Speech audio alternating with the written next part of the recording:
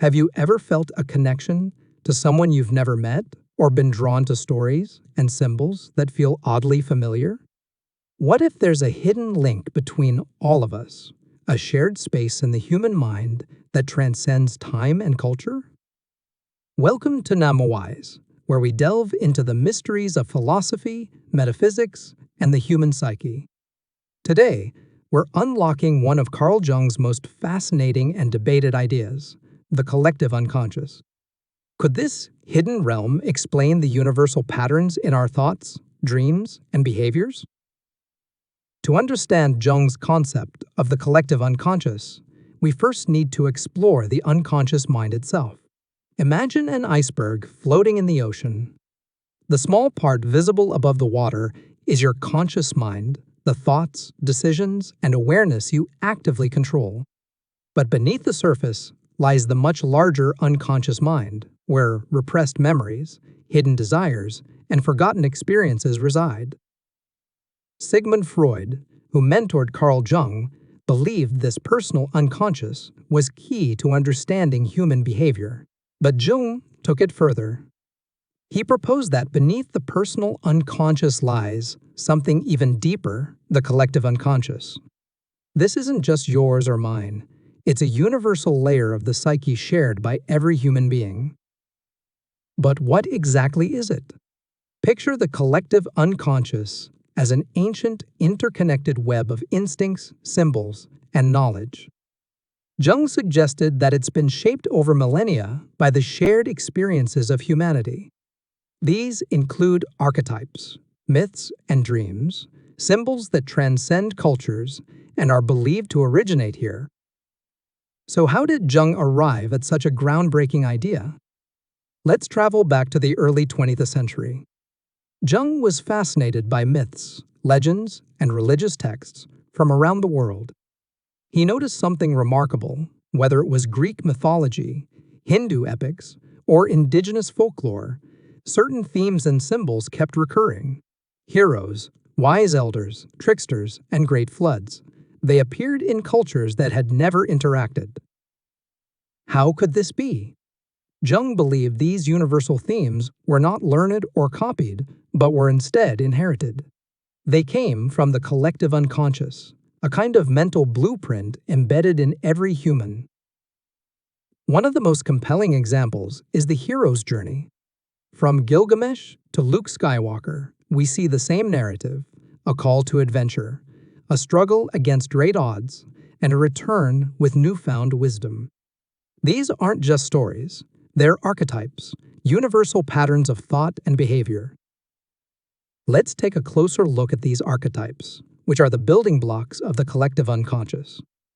Jung identified several key archetypes, each representing a different aspect of the human experience. First, the persona. Think of this as the mask you wear in public. It's the version of yourself you present to the world, shaped by societal expectations and norms. For example, the way you act at work might be very different from how you act with close friends. The persona isn't your true self, it's a social construct. Next, we have the shadow. This represents the darker, hidden side of your psyche, the traits and desires you suppress because they're deemed unacceptable.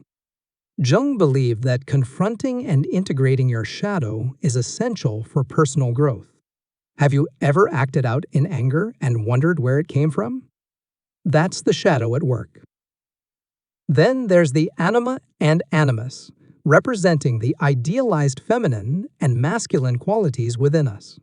For men, the anima embodies their unconscious feminine traits, influenced by maternal figures. For women, the animus represents their unconscious masculine traits. These archetypes influence our relationships and how we perceive gender roles. Finally, the self. This is the ultimate goal of Jungian psychology, to integrate all aspects of your psyche, the persona, shadow, anima, and animus, into a balanced, harmonious whole. Jung called this process individuation, and he believed it was the path to true self-realization. While these ideas are captivating, they're not without controversy. Critics have argued that the collective unconscious is impossible to prove scientifically. If it exists, where's the evidence? They point out that cultural differences often outweigh similarities. If we're all connected by a shared unconscious, why do myths and symbols vary so greatly across cultures? Another challenge is determinism. If our thoughts and behaviors are shaped by archetypes, do we truly have free will? Jung's critics worry that his theories reduce individuality, suggesting that we're merely puppets of inherited patterns. But despite these criticisms, there are intriguing observations that seem to support Jung's ideas. For example, think about moments of collective behavior. During crises, people often respond with remarkable unity, as if guided by an unspoken force. Could this be the collective unconscious in action? Or consider the phenomenon of déjà vu, the feeling that you've lived a moment before. Jung might argue this is a glimpse into the shared psychic realm. What about creativity and intuition? Many artists, writers, and thinkers describe moments when ideas seem to appear out of nowhere, as if channeled from a deeper source. Jung believed these flashes of insight came from the collective unconscious, where archetypes and symbols reside.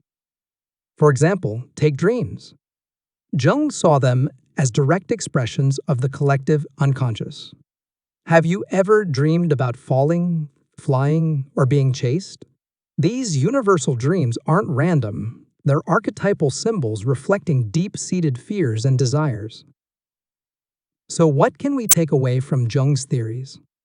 Whether or not the collective unconscious is scientifically provable, it offers a profound framework for understanding ourselves and our connection to others.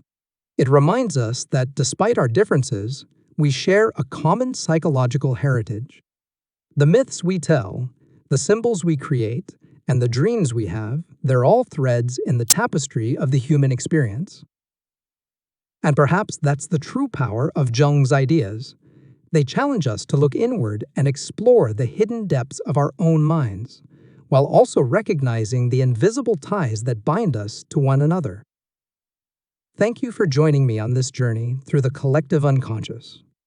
If you've enjoyed this exploration, don't forget to subscribe to Namawise and share your thoughts in the comments. Until next time, stay curious and keep questioning, because that's the essence of philosophy.